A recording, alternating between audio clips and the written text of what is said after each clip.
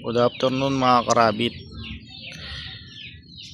Ito po highly requested yung i-picture ko daw yung yung chocolate otter ko.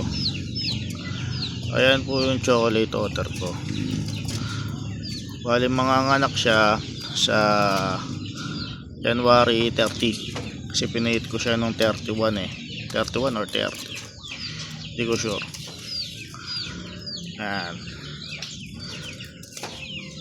bali 6 months old siya. Ganda niyan. Bali pinares ko siya sa Charlie ko kasi yung Charlie kasi konti lang yung pagka-black niya, kaya pag nag-anak siya puro broken.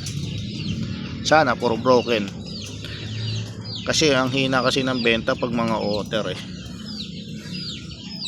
Pero yung otter na mga kits dati nung nung dating do ko, kits na chocolate otter, nabenta lahat kasi maganda daw yung chocolate otter Kaya kung nag-anak man to ng chocolate otter, okay din, maganda din.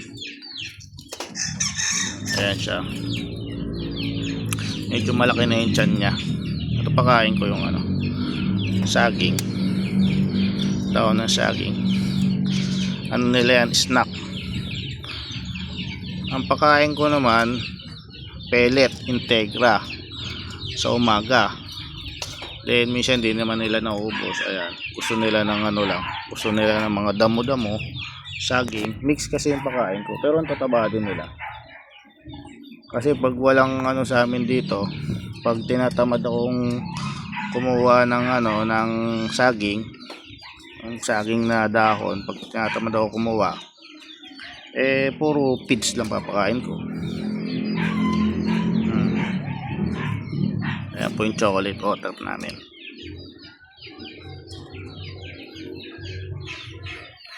Maganda siya kasi yung mukha niya bilog, malaki ng ulo niya, tapos ang ganda ng pagkabilog niya. Minirex po to, Minirex. Medyo mailap, ayaw niya na magpahawa kasi buntis na nga Kapag ganyan po na buntis na, hindi na sila nagpapahawak. Minsan nag-iingay sila pag hahawakan sila.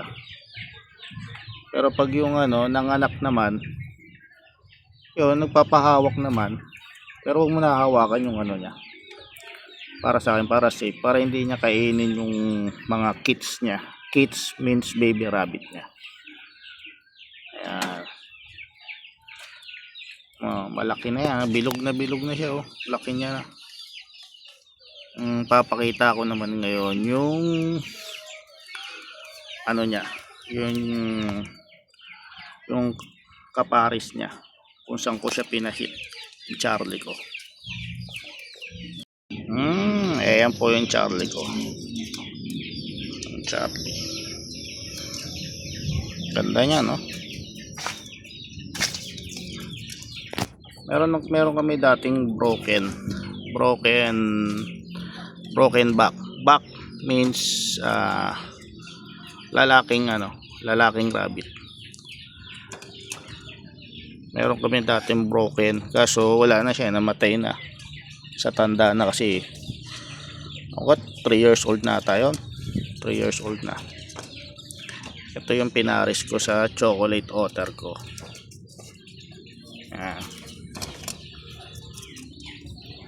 Pag naman, pag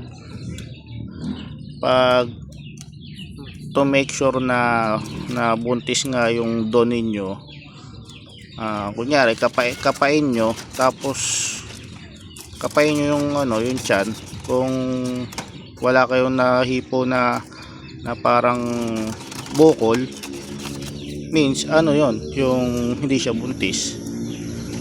O para make sure, kung wala kayong nahipo, lagay nyo siya sa may ipahit nyo siya ulit.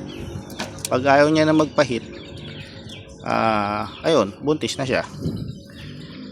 Sa mga gusto pong kumuha ng umorder po sa amin, i-likes nyo lang po yung FB page namin, Teng Teng Rabbitry. Yun lang po, salamat.